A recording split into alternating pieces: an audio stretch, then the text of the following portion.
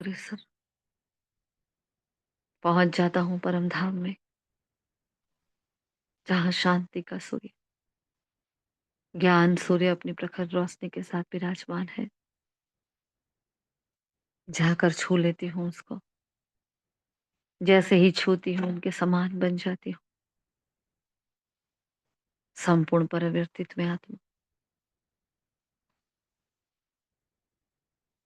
दिल से आह्वान करती हूँ बाबा का। ओ मीठे प्यारे भोलेनाथ, ऐ प्राणेश्वर, ऐ पाप कटेश्वर, ऋण मुक्तेश्वर, ऐ स्वयंभू, आ जाओ ना। बच्चे आह्वान कर रहे हैं, अव्यक्त मूल्य की दान लिए, गीता का महागान गाते हुए, अपने गुह्य गुह्य रहस्य को उजागर करने के लिए, हमें आप समान बनाने के लिए, श्रेष्ठ समान के सीट पर सेट कराने के लिए, चलते फिरते उठते बैठते हैं, तपस्या कराने के लिए आ जाओ बाबा। आ रहे नीचे की ओर, भागीरथ का धारण किए बैठ जाते हैं सन्मुख हमारे डायमंड हॉल में। अव्यक्त बाप दादा बिल्कुल प्यार से मुस्कान दिए, दृष्टि दे रहे हैं, शक्ति भर रहे हैं। और मैं रूहानी रेगुलर गॉडली स्टूडेंट अपने मन बुद्धि संस्कार को बाबा को सौंप देता, एकाग्रता की शक्ति को धारण किए विराजमान हूं उनके सन्मुख। शुक्रिया मीठे बाबा, शुक्रिया आप सभी फरिश्तों का। ओम शांति, ओम शांति, ओम शांति। Good morning, godly morning all of you. ठंडी ठंडी संडे मॉर्निंग सभी को बहुत मुबारक हो।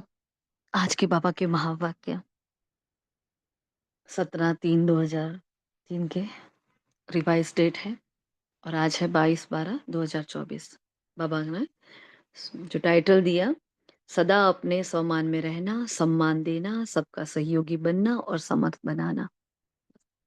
4S, 4S में सारे महावाक्य जैसे आ गए, है ना? पढ़ा ना सबने? पहले क्या करना है? सम्मान में रहना है, मतलब विधि बता दी है बाबा ने। जो बाबा कराना चाहते हैं, हमसे क्या-क्या कराना चाहते हैं, बाबा ने आज अपनी चाह प्रत्यक्ष कर रही है अपने बच्चों के सामने, मुझे ये चाहिए, है ना? जिस भगवान को खुश करने के लिए, राज़ी करने के लिए हमने काशी कलवट खाए हैं, है ना? हमने कितनी पूजा करी है, हमने कितने तपस्या की है, कितनी गुफाओं, कंदराओं में हम गए होंगे, हमने क्या-क्या नहीं किया होगा, तब जाकर भगवान मिला है। और आज आकर जब हमारे सामने अपनी चाह पेश कर रहा है, बच्चा, हाँ, बाप-दादा ये चाहते हैं, तो बाप-दादा जब चाहते हैं, कहते हैं, तो अपने अंदर से ही वो रोमांच खड़े हो जाने, अच्छा बाबा बताओ, क्या चाहते हो? करेंगे ना, हम आपके बच्चे हैं ना, हम ज़रूर करेंगे, है ना? कोई जैसे घर में कोई आता है 1 दिन के लिए भी, तो हम उसके लिए सब कुछ कर लेते हैं, अपना एडजस्टमेंट सब कर लेते हैं, उसको हाथों में रखते हैं, ना? बहुत अच्छा-सा भोजन खिलाते हैं, प्यार से रखते हैं। तो हमें पता है 5000 साल में एक ही बार बाबा मिला है। फिर ये शब्द सुनने के लिए कान तरस जाएँगे, आँखें तरस जाएगी उसको देखने के लिए। और जब आया है और वो जो कह रहा है तो उसके महावाक्यों का हमें कितना रिगार्ड है। कैसे पता चलता है कि जब उसके एक-एक महावाक्यों को हम अपना स्वरूप बना लेते हैं, हम उसके ऊपर चलने लगते हैं। तो बाबा ने अपनी चाह भी बताई है आज और बाबा ने बताया कि भई सम्मान की सीट पर सेट रहो। सबसे पहले तो बाबा ने हमारे भाग्य की लकीर देखी है ना? जो 3 लकीर बाबा देखते हैं, पालना है, शिक्षा है और श्रीमत है ना? तो बाबा ने वो 3 लकीर देखी है। फिर बाबा ने हमें पहला पाठ पक्का कराया आत्मा का। फिर बाबा ने सम्मान पर, हाँ, स्थित होना सिखाया। फिर बाबा ने सही योगी होकर सबको सम्मान देना, सेवा करना सिखाया। फिर बाबा ने कहा दुआएँ दो और दुआएँ लो, है ना? ये करोगे तो और कुछ करने की ज़रूरत नहीं है। ऐसा करते-करते मुरली कहाँ से शुरू होती है और मुरली कहाँ मोड़ लेती है ना? वो हम देख रहे हैं। सम्मान के सीट पर सेट रहने का ही हमें वरदान भी मिला है ना? और आसक्तियों पर कैसे विजय प्राप्त करें, मतलब विजय, विजय, विजय चारों ओर दिख रही है, जैसे सम्मान में, वरदान में, स्लोगन में, हर जगह। हुँ? तो बाबा ने देखो कैसे अच्छे से बहुत प्यारी ड्रिल भी कराई है आज हमें। तो बहुत ही कॉम्बो पैक पावरफुल है। आप फटाफट ज़रा स्पीड में, है ना? एक-एक पॉइंट बताना जो मेन पॉइंट आपको लगे, 2-4 मिनट ही वो पॉइंट लेंगे, फिर हम आगे लेते हैं क्योंकि संडे की वाणी पूरी होते देर लगेगी फिर। तो हो सके उतना 12 बजे ट्राई करें हम खत्म कर लें उसको। ठीक है जी? अच्छा, ओम शांति।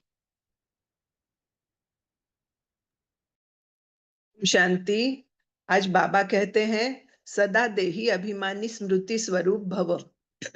जीवन मुक्ति तो प्राप्त होनी ही है, लेकिन जीवन मुक्त होने के पहले मेहनत मुक्त बनना है। यह स्थिति समय को समीप लाएगी और आपके सर्व विश्व के भाई और बहनों को दुख अशांति से मुक्त करेगी। आपकी यह स्थिति आत्माओं के लिए मुक्तिधाम का दरवाजा भी खोलेगी। तो अपने भाई बहनों के ऊपर रहम करो कि यह चेक करो, नेचुरल स्मृति सो समर्थ स्वरूप कहाँ तक बने हैं। समर्थ स्वरूप बनना ही व्यर्थ को सहज समाप्त कर देगा। बार बार मेहनत नहीं करनी पड़ेगी। ओम शांति। ओम शांति दीदी। बाबा ने कहा कुछ भी हो जाए, हिमालय से बड़ा भी 100 गुना समस्या का स्वरूप हो। बाबा ने कहा चाहे तन द्वारा हो, चाहे मन द्वारा, चाहे व्यक्ति द्वारा हो, चाहे प्रकृति द्वारा, पर स्थिति आपकी स्व स्थिति के आगे कुछ भी नहीं। मतलब परिस्थिति आपकी स्व स्थिति के आगे कुछ भी नहीं है। और स्व स्थिति का साधन है सम्मान। नेचर रूप से सम्मान हो। बाबा ने कहा सम्मान में रहेंगे तो सम्मान भी मिलेगा। कोई ऐसा नहीं कि कोई हमको हमारा सम्मान करे तो ही हम उसका सम्मान करें। नहीं, बाबा कहते आप तो दाता कोई बच्चे हो, देने वाले हो, देते जाओ सामने वाले स्वयं आपका सम्मान करेंगे। और वैसे भी बाबा के बच्चों को सम्मान का कोई होता नहीं, तो कोई हमारा सम्मान करे तो ही हम उनका रिगार्ड करें। लेकिन बाबा ने हमको अच्छा ही बोला, सम्मान, सम्मान, समर्थ और सहयोग, ये चारों ही टाइटल हमको बाबा ने आज दिया है। ओम शांति दीदी। ओम शांति। आज बाबा सेवा के लिए कहा है। समय की तीव्र रफ्तार को देखते हुए हम थोड़ी आत्माओं की सेवा नहीं करनी है, बल्कि बाबा का परमपिता बनकर विश्व की सारी आत्माओं की सेवा करनी है। और एक ही समय पे 3 सेवाएं हैं, एक वाणी के द्वारा, के द्वारा, और सबसे सर्वश्रेष्ठ रूहानी वाइब्रेशन के द्वारा।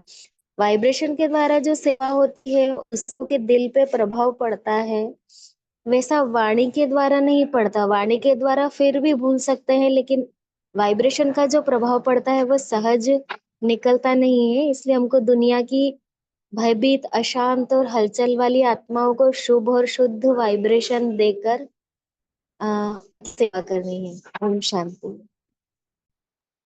ओम शांति। बाबा आज कहते बाबा से हैं, हमें बोलो बोलो। सर्टिफिकेट मिला है पास विथ ऑनर का। चाहे पास विथ ऑनर का या पास का, 2 सर्टिफिकेट मिला है। हम ही थे और हम ही बनेंगे, बन रहे और हम ही बनेंगे। कभी भूलना नहीं है। जो दृढ़ संकल्प सोचेंगे वह हो ही जाता है। एकता और दृढ़ता, यह दोनों है तो सफलता है ही। यह है समर्थ स्वरूप की निशानी। स्वतः चारों ओर कर लेना है। ओम शांति। ओम शांति। बाबा कहते हैं, सेकंड में ज्ञान सूर्य की स्थिति में स्थित हो, चारों ओर के भयभीत हलचल वाली आत्माओं को सर्व शक्तियों की किरणें फैलाओ। शक्ति दो, वाइब्रेशन फैलाओ। ओम शांति। ओम शांति दीदी। बाबा कहते हैं दिल से सम्मान देना भी पुण्य का काम है। और बाबा ने कहा है कि एकता और दृढ़ता से कोई कार्य होता है तो 1 वर्ष का काम 1 मास में हो जाता है, 1 मास के बराबर है। ओम शांति। ओम शांति। आज पापा ने वरदान बहुत अच्छा किया है कि सम्मान की सीट पर सेट रहो तो हर परिस्थिति को पार करने वाले सदा विजयी भव। तो सदा अपने इस सम्मान की सीट पर स्थित रहो कि मैं विजयी रत्न हूँ, मास्टर सर्वशक्तिवान हूँ। तो जैसी सीट होती है वैसी लक्षण आते हैं। तो कोई भी परिस्थिति सामने आए तो सेकंड में अपने इस सीट पर सेट हो जाओ। तो सीट वाले का ही ऑर्डर माना जाता है ना। तो सीट पर रहो तो विजयी बन जाएंगे। तो संगम युग है ही सदा विजयी बनने का युग। तो यह युग को सदा वरदान है। तो वरदानी बन विजयी बनो। और बाबा ने स्लोगन में कहा है कि सर्व आसक्ति पर विजय प्राप्त करने वाले शिव शक्ति पांडव सेना है। ओम शांति।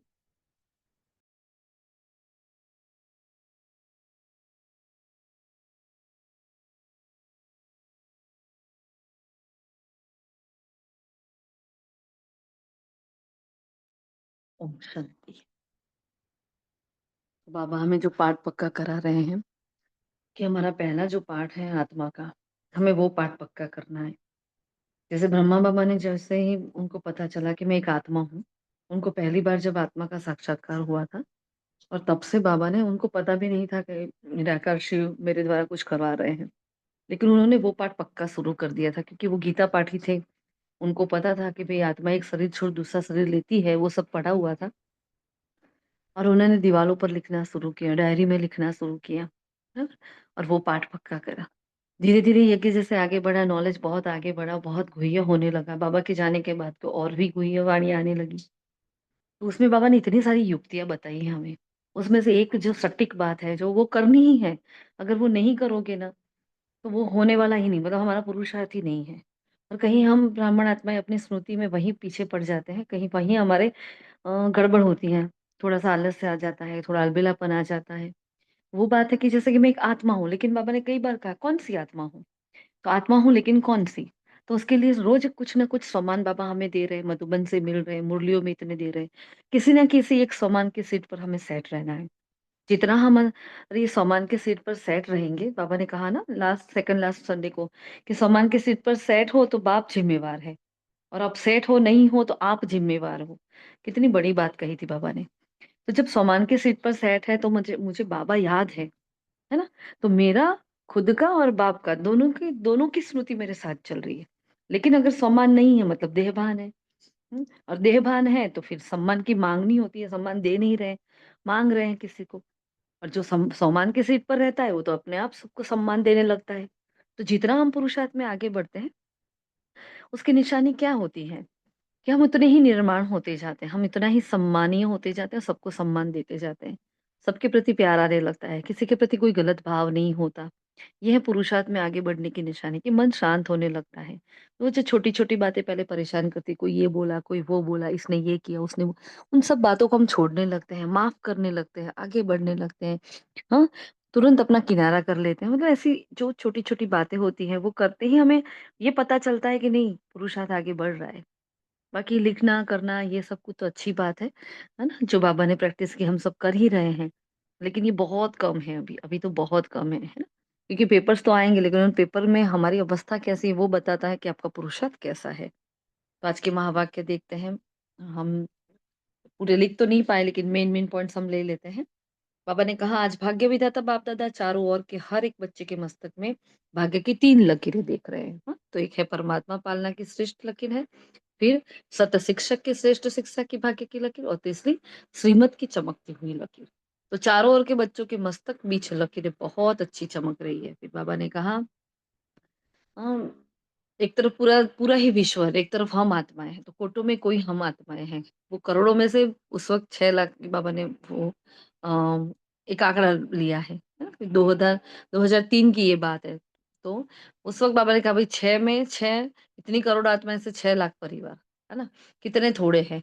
तो कोटों में तो कोई तो हो गए ना? तो वैसे हर मानव के जीवन में ये तीनों, मतलब बाप, टीचर, सद्गुरु, ये तीनों ही क्या होते हैं? आवश्यक होते हैं। लेकिन ये परमात्मा पालना और देव आत्माएँ या मानव आत्माओं की मत, तो पालना पढ़ाई में रात-दिन का अंतर है। हाँ, तो 3 कैटेगरी बाबा ने बताई, जो एक परमात्मा की पालना में पलते हैं, फिर एक देवात्माओं की पालना में होते हैं, और तीसरा एक मनुष्य आत्मा। तो 3 तरह से हमारी जो पालना होती है, पूरा ही सुदर्शन चक्र में, बाबा तीनों ही हमारा देख रहे हैं। तो मनुष्य की भी गोदी में तो हम कैसे थे, मनुष्य के साथ में रहते थे उनके। जब हम देवता युग में जाते हैं तो हम देवताओं की गोदी में रहते हैं। और यहाँ हम आ गए संगम पर, तो परमात्मा पालना में पल रहे हैं हम। तो तीनों का, वही शिक्षक में, वही सद्गुरु में हम तीनों ही चेक करें, है ना? तो बाबा ये बताया, देखो कितना रात और दिन का अंतर है ना? इतना श्रेष्ठ भाग्य जो संकल्प में भी कभी नहीं था, है ना? तो क्या कहेंगे ऐसे भाग्य को? तो पाना था सो पा लिया, है ना? फिर बच्चे कहते हैं वाह बाबा, और बाबा कहते हैं वाह मीठे बच्चे वाह। बाबा ने कहा इसी सदा श्रेष्ठ स्मृति में रहो तो समर्थ बन जाओगे। लेकिन क्या बाबा ने कहा क्या करते हो? सोचते बहुत हो। तो सोचता स्वरूप नहीं बनना है, क्या करना है? स्मृति स्वरूप, समर्थ स्मृति स्वरूप बनना है। हाँ, स्मृति सो समर्थ स्वरूप। तो सोचना स्वरूप समर्थ स्वरूप नहीं है। फिर बाबा बच्चों की भिन्न-भिन्न लीलाएँ देखकर मुस्कुराते हैं, तो बाबा हर संडे की मुरली में कुछ ना कुछ हमारी कोई पोल खोलते हैं, अच्छा बच्चे ऐसे करते हैं, है ना? तो बाबा हमारी कौन-सी लीला देख रहे हैं? बाबा ने कहा ये जो कभी-कभी सोचता होता है ना, तो वो कभी-कभी स्मृति स्वरूप नहीं, निरंतर स्मृति और नेचुरल स्वरूप चाहिए। मतलब पापा ने ये समझाया कि जैसे आपका देह अभिमान था, आधा कल्प आप उस देह अभिमान में रहे तो कितना याद है ना, मैं ये हूँ, मैं वो हूँ, मैं पद हूँ, मैं पोजीशन हूँ, मैं स्त्री हूँ, मैं पुरुष हूँ, मैं माँ हूँ, मैं बेटी हूँ, मैं बहू हूँ, मैं पत्नी हूँ। हाँ, कैसा-कैसा मतलब उसी देह भान में हम रहे। अब हमें ये भी सोचना है कि आधा कल्प अगर मैं देह भान में रही हूँ, तो इसी आत्मा में आधे कल्प के देही अभिमानी के संस्कार भी पड़े हैं। लेकिन क्योंकि वो पीछे वाला समय हमारे अंदर इतना बैठ गया है, तो अभी जो हमारी नेचुरल स्वरूप है, जो नेचुरल स्थिति है, उसमें हमें मेहनत करनी पड़ती है। तो बाबा को ये देखकर अच्छा नहीं लगता है कि मेरे बच्चे और ऐसे मेहनत करें, है ना? इसलिए बाबा कहते हैं कि ये नेचुरल स्वरूप हो जाए, ये नेचुरल श्रुति हो जाए कि ये मेहनत का युग नहीं है बच्चे, ये तो मोहब्बत का युग है, ये तो प्राप्तियों का युग है ना? अनुभवों का युग है। 63 जन्म मेहनत की लेकिन अब मेहनत का फल प्राप्त करने का युग अर्थात समय है। तो फिर बाबा ने कहा देवभान की स्मृति में रहने से मेहनत होती है कि मैं फलाना हूँ ये, है ना? तो वो बॉडी कॉन्शियसनेस है। लेकिन मैंपन जो लास्ट वाणी में भी बाबा ने कहा था ना मैं की बलि चढ़ानी है, कहा था ना? तो यहाँ जब देवभान है तो सब मैंपन आता है। तो बाबा ने आज वो वर्ड यूज़ नहीं किए लेकिन देवभान मतलब होता क्या है? मैं और मेरा, है ना? वो नेचुरल रहा ना, तो अभी ये नेचुरल कर लेना है। इसलिए बाबा ने आगे कहा आत्माभिमानी बनने के समय बॉडी कॉन्शियसनेस अपनी तरफ आकर्षित कर लेती है। सोचते हैं मैं आत्मा हूँ। लेकिन देहभान ऐसा नेचुरल है जो बार-बार ना चाहते, ना सोचते देहभान में आ जाते हैं। तो बाप दादा कहते हैं अब देखो ये इंपॉर्टेंट श्रुति है इसको अंडरलाइन कर लेना, उसको लिख लेना। बाबा ने कहा अभी ये आपका मर्जीवा जन्म है बच्चे। मरजीवा तो नाम में ही जैसे वैराग है, इस नाम में भी वैराग है। तो 21 में से हमारा पहला जन्म ये हमारा डायमंड जन्म है, उसके बाद का हमारा जन्म होगा वो गोल्डन होगा। डायमंड क्यों है? क्योंकि हम बच्चे सब मिलते हैं, पूरा परिवार हमें पूरे आदि मध्य अंत का ज्ञान मिलता है और बाबा हमें मिलता है। हुँ? तो ये डायमंड युग है। तो इस डायमंड युग में मतलब हमारा जन्म कैसा है? मरजीवा मतलब पुरानी दुनिया से हम मर चुके हैं। तो मरजीवा जन्म में आत्म अभिमान अर्थात देही अभिमानी स्थिति भी ऐसे ही नेचर और नेचुरल हो। मेहनत नहीं करनी पड़े कि मैं आत्मा हूँ, बस मैं हूँ ही आत्मा, है ना? जैसे कोई भी बच्चा पैदा होता है उसे तब थोड़े समय पता चलता है कि ये मेरे माता-पिता है उसको बताया जाए। तो मैंने कहा जब ब्राह्मण जन्म लिया तो आप ब्राह्मण बच्चों को जन्मते ही कौन-सा परिचय मिलता है? आत्मा का पाठ। हाँ, देखो हमें परमात्मा का पाठ पहले पक्का नहीं कराया जाता, पहले हमें आत्मा बताया जाता है, फिर परमात्मा के बारे में बताया जाता है। तो मैंने कहा देखो ये कैसा पक्का किया है। जैसे हर ब्राह्मण बच्चे की अब समय प्रमाण देही अभिमानी स्टेज नेचुरल हो, ये बाबा की चाह है हमसे। कई बच्चों की है लेकिन कई बच्चों को तो सोचना नहीं पड़ता लेकिन कईयों को तो बहुत मेहनत करनी पड़ती है। तो अब निरंतर नेचुरल स्मृति स्वरूप बनना है। क्योंकि बाबा ने कहा अंतिम पेपर जो हमारा होगा नष्टो मोहा श्रुति स्वरूप। ये बाबा बाह्य मोह की बात नहीं कर रहे हैं क्योंकि कुछ ना कुछ तो होगा जो हमें रोकने होगा जैसे कि ब्रह्मा बाबा की जो हमने कहानी सुनी है तो उसमें 69 की वाणी में बाबा ने कर्म भोग और कर्म योग की जो वाणी चलाई उसमें कहा था पूरा विस्तार कि कैसे बाबा को बच्चे याद आए थे, कैसे बाबा को बच्चों का शुद्ध मोह था, कितना प्यार करते थे अपने बच्चों को और फिर उन बच्चों को छोड़ने का एकदम आया था समय। तो कैसे को कर्म भोग पर उन्होंने कैसे कर्म योग से जीत पाई थी। इतना अच्छा सा हमें वो बताया है बाबा ने खुद अपना। हुँ? तो यहाँ भी हमारा पेपर क्या होगा? नष्टो मोह श्रुति स्वरूप। अब नष्टो मोह मतलब मेरा सबसे पहला मोह किस में है? तो मेरे देह में मेरा सबसे पहला मोह है। आत्मा जब इस धरती पर आती है तो सबसे पहले किसको प्यार करती है? हम। जब उसको बॉडी कॉन्शियसनेस आता है तो उसको अपना शरीर बहुत प्यारा लगता है। आप किसी को बोलना हाँ, कि भई मरना है आपको, हाँ, अभी मृत्यु आ जाए तो क्या हो जाएगा? तो मृत्यु से सब कोई डरते हैं। किसी को मौत नहीं चाहिए। ओरिजिनल केरला लेकिन की हमारा इस धरती पर जब हम आए हैं तो हमारा ये रोल है कि बस हमें आना है और जाना है, आना है और जाना है। तो ये स्मृति रहनी चाहिए हमें। तो बाबा ने कहा जो सदा देह अभिमानी स्मृति स्वरूप भव, ये बाबा ने आज वरदान दिया है, क्योंकि हमारा ये अंतिम पेपर होगा, तो मुझ आत्मा को इस देह से मोह मुक्त होना है। मुझे इस देह से भी कोई मोह नहीं होना चाहिए। तो इसलिए बाबा ने कितनी बार, मतलब हर बार बाबा कहते हैं, मैं आत्मा अलग हूँ, देह अलग है, मैं आत्मा हूँ, अलग हूँ, देह अलग है। 2 संडे में ही बाबा ने इतना अच्छा बताया, मैं आत्मा करण करावन हार हूँ, इस तरह इन कर्मेंद्रिय द्वारा करण करावन हार होके कर्म करा रही हूँ। ये कर्मेंद्रिय मेरी कर्मचारी है, मैं आत्मा ऑर्डर प्रमाण चला रही हूँ। कितनी अच्छी प्रैक्टिस करवाई बाबा ने, है ना? इसलिए नष्टो मोह स्मृति स्वरूप, पहले अपने देह से मोह नहीं होना चाहिए, फिर दूसरा औरों से भी मोह नहीं होगा। अगर देह से मोह गया मतलब सबसे चला गया, क्योंकि वो सोल कॉन्शियसनेस आ जाती है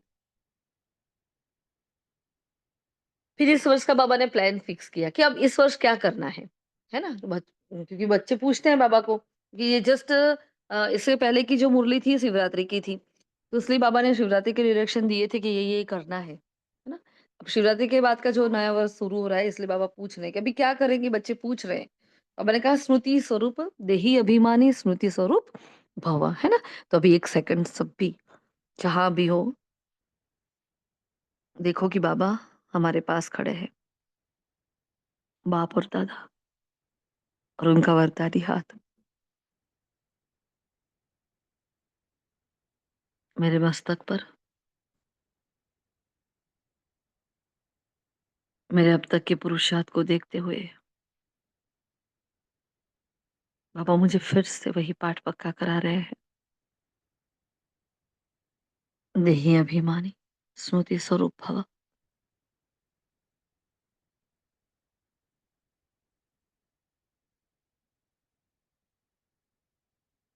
ओम शांति।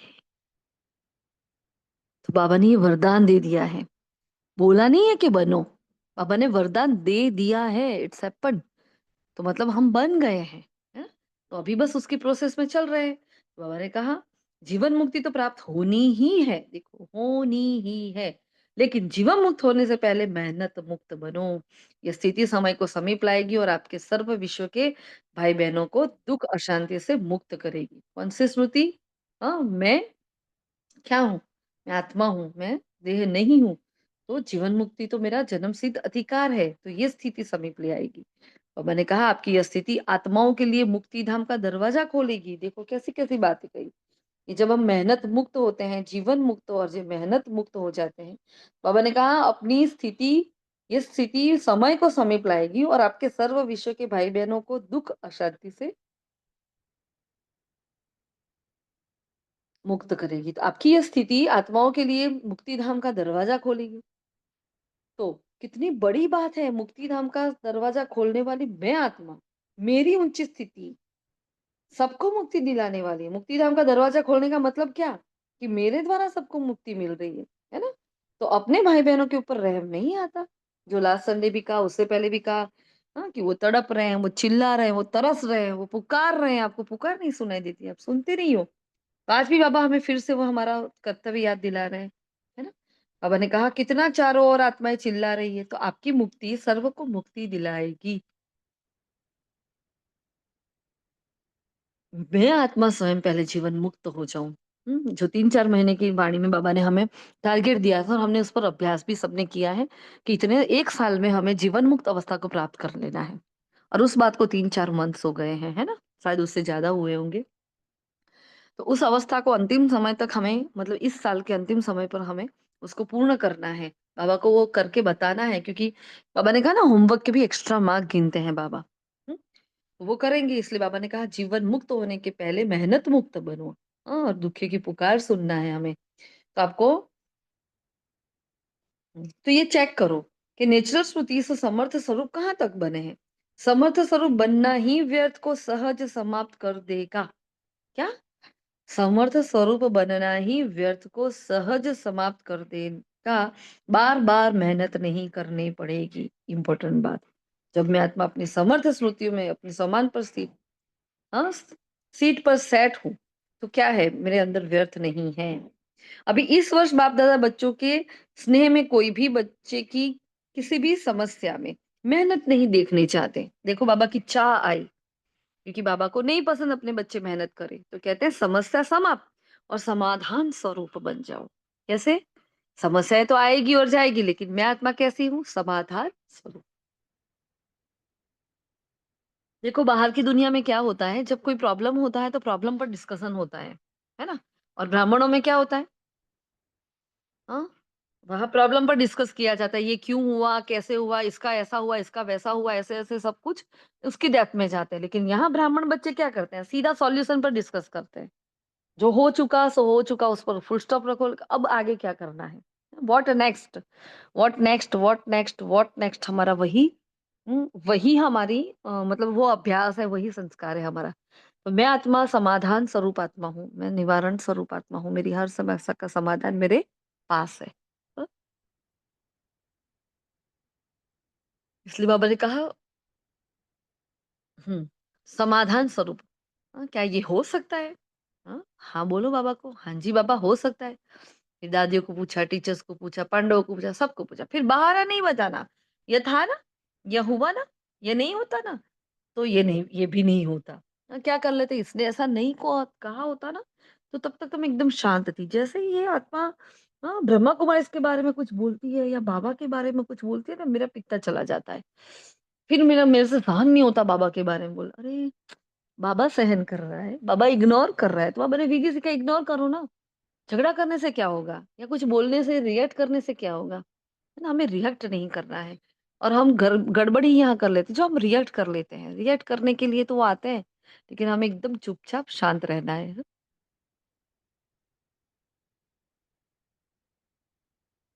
इसलिए बाबा ने कहा फिर बहाना नहीं बताना, है ना? तो बाप दादा बहुत मीठे-मीठे खेल देखते हैं, कुछ भी हो। अब बहुत इंपॉर्टेंट लाइन है, इसको अंडरलाइन करना है, उसको लिख लेना, डायरी के फ्रंट पेज पर लिख लेना उसको। कुछ भी हो, हिमालय से भी बड़ा 100 गुना समस्या का स्वरूप हो, चाहे तन द्वारा, मन द्वारा, व्यक्ति द्वारा, प्रकृति द्वारा, समस्याएँ, परिस्थिति आपकी स्वस्थिति के आगे कुछ भी नहीं है। हमारी ये श्रेष्ठ समान के सीट पर सेट रहने से हिमालय जैसे भी कोई बड़ी समस्या आ जाए, मतलब उससे भी 100 गुना ज़्यादा चाहे तन, मन, व्यक्ति द्वारा, प्रकृति द्वारा कोई भी समस्या आ गई, तो ये परिस्थिति आपकी स्वस्थिति के आगे कुछ भी नहीं है और स्वस्थिति का साधन है स्वमान।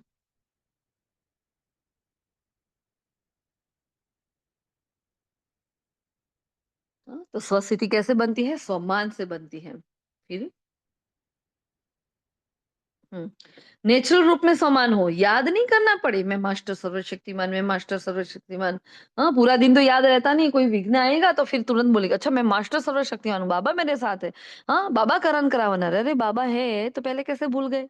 तो फिर परिस्थिति तो आ गई, है ना? तो फिर तो बाबा भी नहीं मानता हमारी बात। बाबा ने बोला, बाबा तो बोलेंगे, भई पहले तो बताया था, अब क्यों नहीं किया? इसलिए बाबा ने कहा ये नेचुरल स्वरूप में हो, नेचुरल समान बन जाए, याद नहीं करना पड़े, बार-बार मेहनत नहीं करनी पड़े। नहीं, नहीं मैं तो सुदर्शन चक्रधारी हूँ, मैं तो नूरे रत्न हूँ, मैं तो दिल तक नशीन हूँ ही। है ना? ऐसे-ऐसे बच्चे अंदर-अंदर बातें करते हैं अपने आप से। तो और कोई होने का क्या? कल्प पहले कौन बने थे? और बने थे या आप ही बने थे? कोई और था कि आप ही थे? बाबा ने कहा आप ही थे, आप ही है और कल्प आप ही बनेंगे। पावरफुल महावाक्य, बहुत छोटा, बहुत पावरफुल निश्चय को बिठाने वाला, तब मस्त महावाक्य है। तो मैं ही थी, मैं ही हूँ और मैं ही बनूँगी। इस पर हमने अभ्यास भी किया था ना, बाबा ने कहा ना साकार वाणी में क्या कहा था इसके बारे में? कल ही हमने याद किया था। इस महावाक्य के बारे में क्या कहा था बाबा ने? धुन लगानी है। Very good. कल ही हमारी चर्चा हुई ना, धुन लगानी है। क्या धुन लगा लेनी है? मैं ही मैं ही थी, मैं ही हूँ और मैं ही बनने वाली हूँ। तो बाबा ने कहा ये याद रह जाना चाहिए बिल्कुल ही। फिर आगे कहा और कोई होने के क्या सॉरी आप ही थे, आप ही हो, है ना? तो ये निश्चित है। बाप-दादा सब चेहरे देख रहे हैं और यही कल्प पहले वाले हैं। बाबा हमें देख रहा है, ये मेरे ही कल्प पहले वाले बच्चे बैठे हैं। तो बाबा ने कहा हाथ उठाओ। अब सभी जहाँ भी हो अपना सतयुगी हाथ उठाना, त्रेतायुगी हाथ नहीं उठाना। बाबा ने हाथ उठाने का कहा है, हाथ उठाओ। क्या हाथ उठाना है? तो आपको तो पासविक का सर्टिफिकेट मिल गया है ना कि लेना है?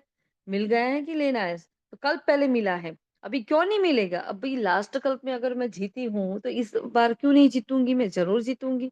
हाँ? तो चाहे पास विद ऑनर का, चाहे पास का, ये फ़र्क तो होगा, लेकिन हम ही हैं, ये फ़िक्स कर दो। अजीब आप पक्का? हाँ, कोई आत्मा ऐसी अगर यहाँ बैठी हो, जिसको ये लगे कि मैं तो पूज्य स्वरूप हूँ ही नहीं, मेरे तो लक्षण ही ऐसे नहीं है, मैं तो काहे की देवता।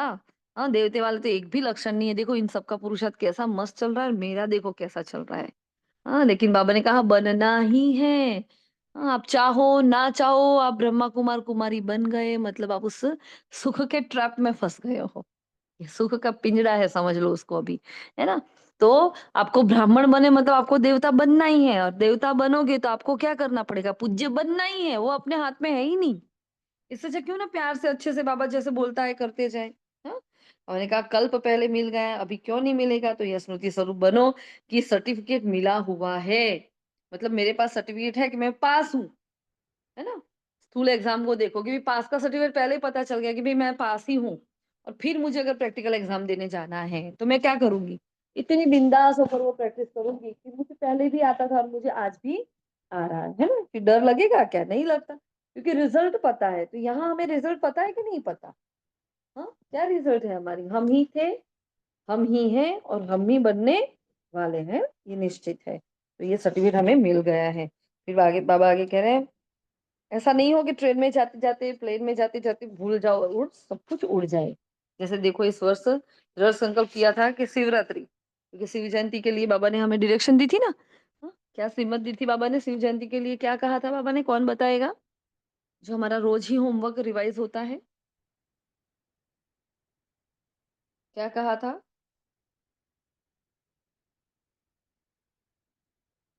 शिवरात्रि के बारे में क्या कहा था महान आत्माओं? ओम शांति। सबको संदेश देना है, कोई भी आत्मा रह ना जाए। हुँ, बाबा ने कहा शिवरात्रि पर खूब धूम मचाओ। हाँ, कमाल करके दिखाओ, धमाल करके दिखाओ कि बाबा प्रत्यक्ष हो जाए, है ना? और कोई आपको उलाहना ना दे कि हमें क्यों नहीं बताया, फिर कोई आपको ये भी उलाहना ना दे कि पहले क्यों नहीं बताया, मतलब उनको थोड़ा समय भी मिले। तो आपको ये सेवा करनी है, ये बाबा ने शिवरात्रि के लिए कहा था लास्ट टाइम, है ना? इसलिए बाबा ने कहा देखो यहाँ शिवरात्रि की बाबा ने सेवा देख ली, और वो सीन इमेज करो कि बाबा ने देख लिया कि बच्चे ने बहुत अच्छी सेवा की है, इसलिए बाबा ने उसका उनका उमंग उत्साह भी बढ़ाया है ना? और फिर बाबा ने कहा दृढ़ संकल्प में जो सोचा वो हो गया ना। तो कितनी कमाल है एकता और दृढ़ता। तो शिवरात्रि की जो भी सेवाएं थी उसमें बाबा ने सबको एकता और दृढ़ता, मतलब संगठन हमारा मजबूत और दृढ़ संकल्पधारी संगठन हो तो कोई भी काम असंभव नहीं है। तो ये 2 बातें पापा बता रहे हैं कि 67 प्रोग्राम का प्लान था उस वक़्त, लेकिन 67 से भी ज़्यादा प्रोग्राम हुए थे, और वहाँ जो सेवादारी थे गुजरात और मुंबई ज़ोन। तो ये दोनों वहाँ थे और उस वक़्त ये बाबा डिस्कस कर रहे थे। तो देखो हमारे लिए तो वैसे ही अच्छी बात है। गुजरात बाबा को वैसे भी बहुत प्रिय है ना? तो बाबा ने कहा यह समर्थ स्वरूप की निशानी है, उमंग उत्साह का प्रत्यक्ष प्रमाण है कि इससे भी ज़्यादा हमने प्रोग्राम बहुत सारे कर लिए। जो हमारा टारगेट था उससे भी क्रॉस कर लिया हमें। स्वतः ही चारों ओर कर लिया ना, तो ऐसे ही सब मिलकर 1-2 को हिम्मत बढ़ा के ये संकल्प करो कि अब समय को समीप लाना ही है। क्या करना है मुझे? समय को समीप लाना है।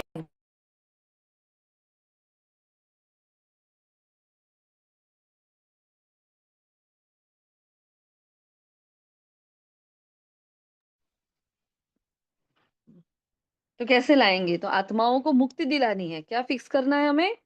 हाँ, 1-2 को हिम्मत बढ़ानी है हमें, हमें सबको 1-2 की। और देखो हमें तो संगठन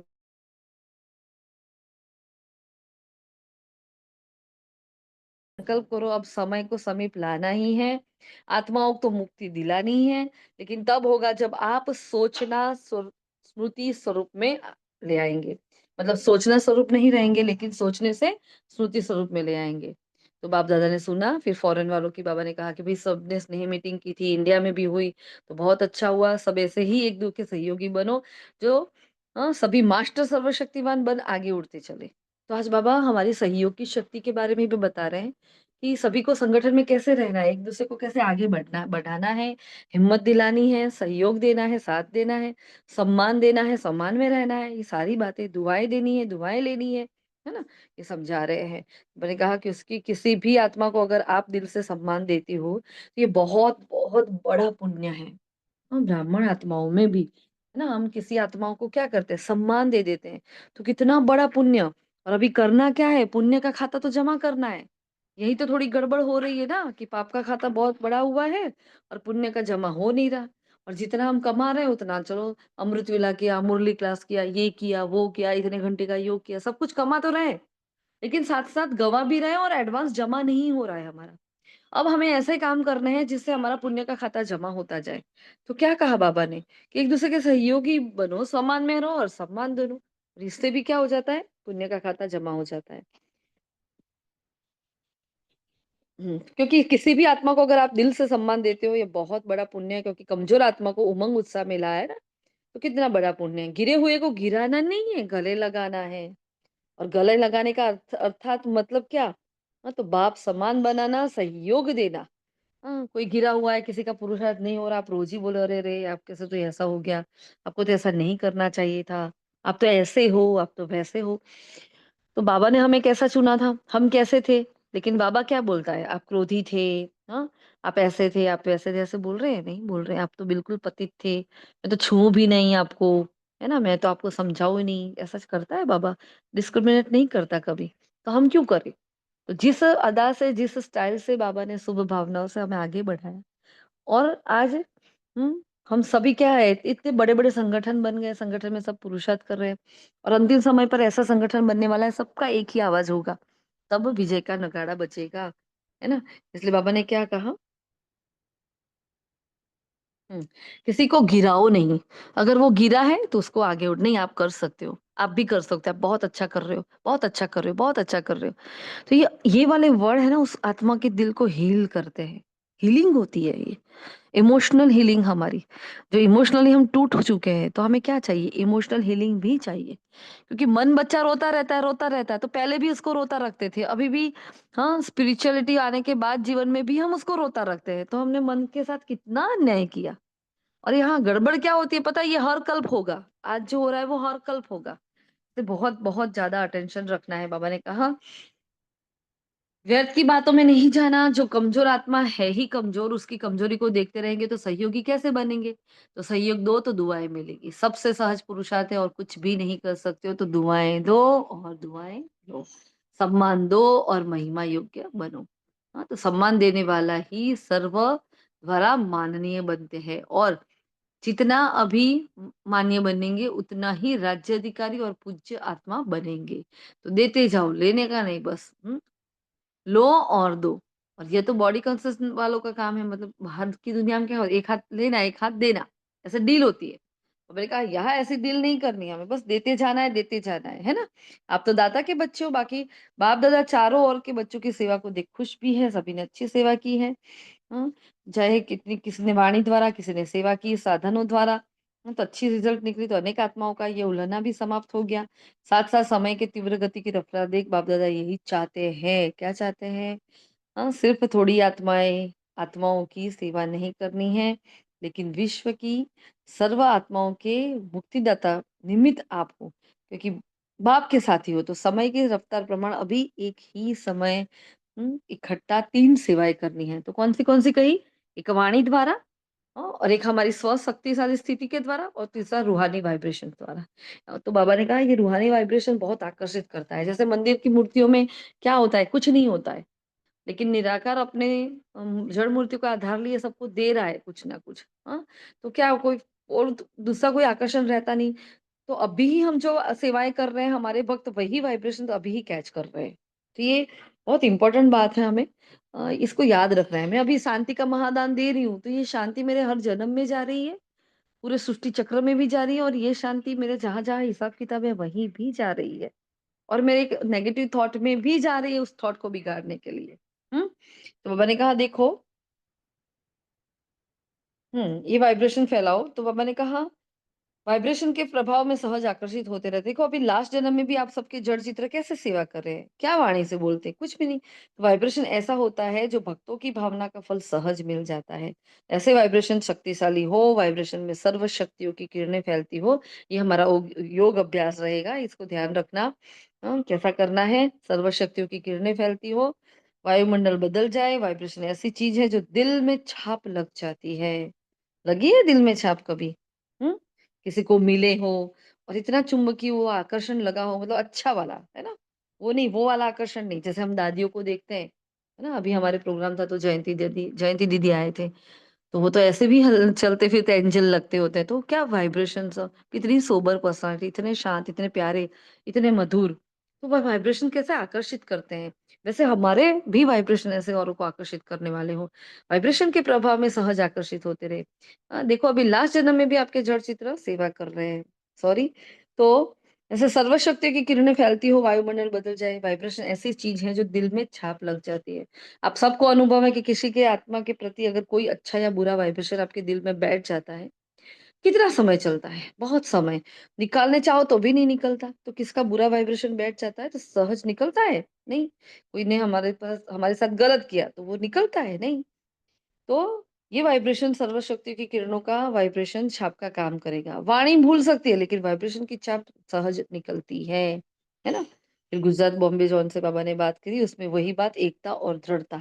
वहाँ 1 वर्ष के बजाय बाबा ने कहा 1 मास में आप अपना 1 साल का काम 1 मास में पूर्ण कर सकते हो। ये बहुत अच्छी बात बाबा ने कही।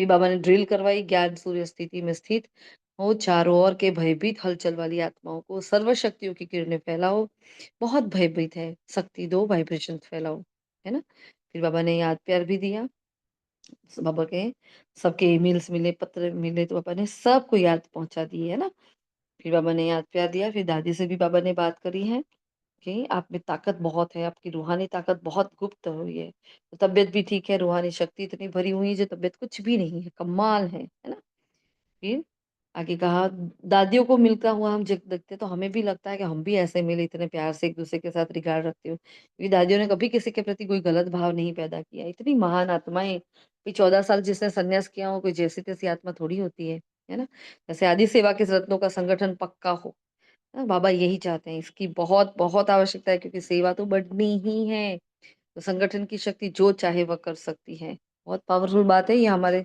हम सब संगठन में है ना देखो याद रखना है ये संगठन की शक्ति बहुत श्रेष्ठ कार्य कर सकती है जैसे वो पांडव होते हैं तो हमारे हाथों में देखो 5 उंगलियां अलग अलग है लेकिन पांचों अलग अलग उंगलियां इकट्ठी हो जाती तो मुक्का बन जाता है तो हमें क्या करना है माया का मुक्का बनना है और जब तक ये संगठन में साथ में नहीं रहेंगे साथ मिलकर सब कुछ नहीं करेंगे नहीं होगा तो बाबा ने कहा पांडवों के बिना गति थोड़ी है तो जमा करने की जिम्मेवारी मतलब दादी जानकी जी से और प्रकाशवाणी दादी जी से बाबा बात कर रहे थे है ना तो ये सारी कनेक्शन और ये सब कुछ बैकबोन है और दादी जी बाहर भाग रही थी और ये आत्माएं उनकी बैकबोन बनकर सेवा कर रही थी तो बैकबोन है बहुत अच्छे अच्छे रत्न है अच्छा सब ठीक है फिर बाबा संगठन की महानता है किला मजबूत है देखो बाबा सर्टिफाइड कर रहे हैं संगठन ही क्या है महानता है और उससे क्या हो जाता है किला मजबूत हो जाता है फिर आज का मीठा वरदान है सम्मान की सीट पर सेट हो हर परिस्थिति को पार करने वाले सदा विजयी भव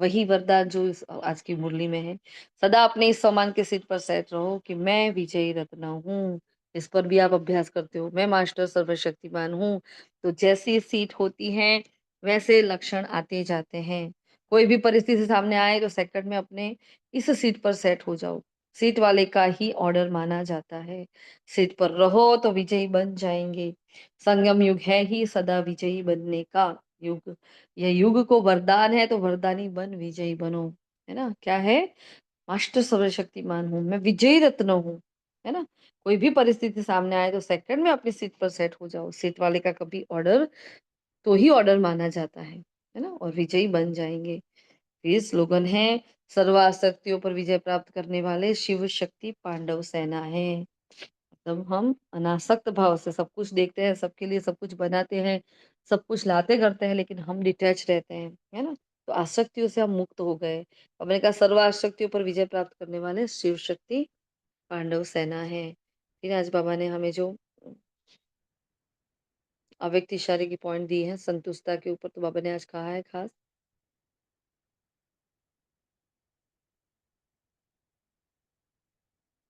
हम्म संतुष्टता था दिल दिमाग सदा आराम में हो सुख चैन की स्थिति में हो संतुष्ट बाप की और सर्व की दुआएं दिलाती है संतुष्ट आत्मा समय प्रति समय सदा अपने को बाप और सर्व की दुआओं के विमान में उड़ता हुआ अनुभव करेगी दुआ मांगेगी नहीं लेकिन दुआएं स्वयं ही अपने साथ लेकर जाएगी तो ऐसे संतुष्ट मनी अर्थात सिद्धि स्वरूप तपस्वी बनो इसलिए आज का हमें सम्मान क्या दिया गया है मैं तपस्वी स्वरूप आत्मा हूँ। लेकिन मेरी तपस्या कैसी चलती फिरती उठती बैठती वाली तपस्या है।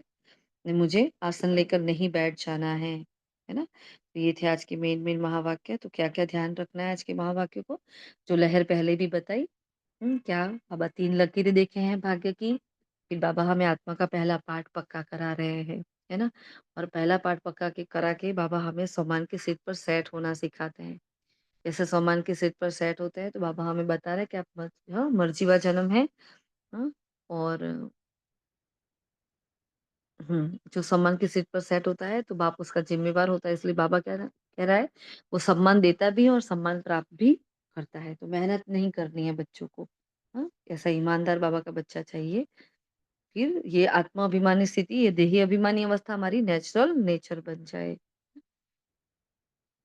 ये सोचता स्वरूप नहीं लेकिन समर्थ स्वरूप। और बाबा ने अंतिम पेपर बताया, नष्टो मोहा श्रुति स्वरूप। मेहनत से मुक्त बनो, सबको जीवन मुक्ति देने के लिए क्या करो, जीवन मुक्ति दाता बनो, है ना? चेक करो कि नेचुरल श्रुति से समर्थ स्वरूप कहाँ तक बने हैं। तो ये थे आज के महावाक्य, आगे भी बहुत सारा है लेकिन अभी समय हो गया है।